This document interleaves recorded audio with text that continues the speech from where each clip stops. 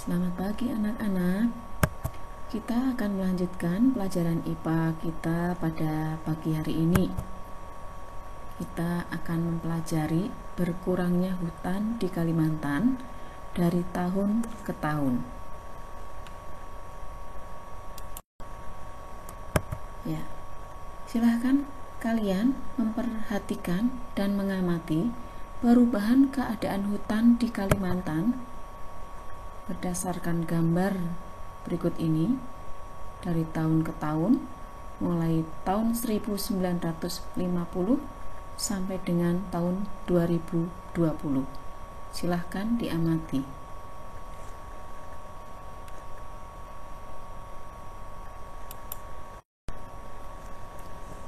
Setelah kalian mengamati dan memperhatikan gambar tadi, sekarang mari kita mencoba menjawab bersama-sama pertanyaan berikut ini. Pertanyaan pertama, menurutmu bagaimana perkembangan pohon yang ada di hutan di Kalimantan dari tahun ke tahun? Berdasarkan gambar tadi, kita dapat menyimpulkan bahwa pada tahun 1950 hampir seluruh wilayah Kalimantan itu tertutup hutan. Kemudian tahun 1985 hutan di Kalimantan masih terlihat luas. Lalu pada tahun 2000 hutan di Kalimantan mulai berkurang. Kemudian tahun 2005 hutan di Kalimantan sudah banyak berkurang. Tahun 2010 hutan di Kalimantan sama banyak dengan pemukiman yang ada. Dan tahun 2020 hutan sangat sedikit, pemukiman sudah semakin luas. Kita lanjutkan dengan pertanyaan yang lainnya. Nomor 2, menurutmu, mengapa kenampakan hutan pada tahun 1950 dan tahun 2010 sangat berbeda? Kita coba jawab. Tahun 1950, hampir seluruh Kalimantan masih tertutup oleh hutan. Sedangkan tahun 2010, hutan di Kalimantan sudah berkurang karena digunakan untuk pemukiman penduduk.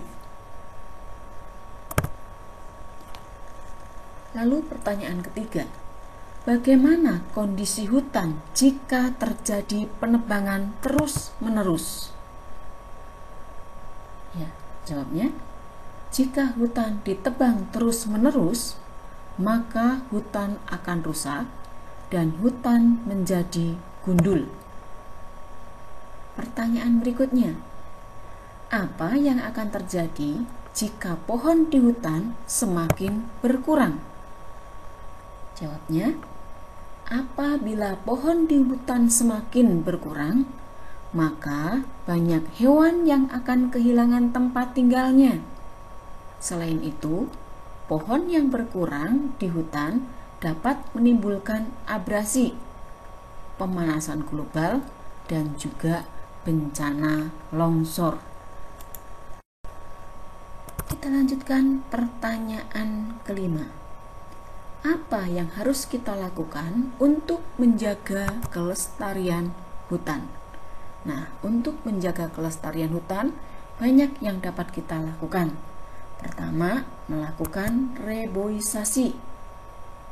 Yang kedua, menerapkan sistem tebang pilih. Yang ketiga, menerapkan sistem tebang tanam. Kemudian, memberikan sanksi bagi penebang yang melakukan penebangan secara sembarangan. Nah, lanjutnya, tidak membuang sampah sembarangan di hutan. Kemudian, melindungi dan menjaga habitat yang ada di hutan.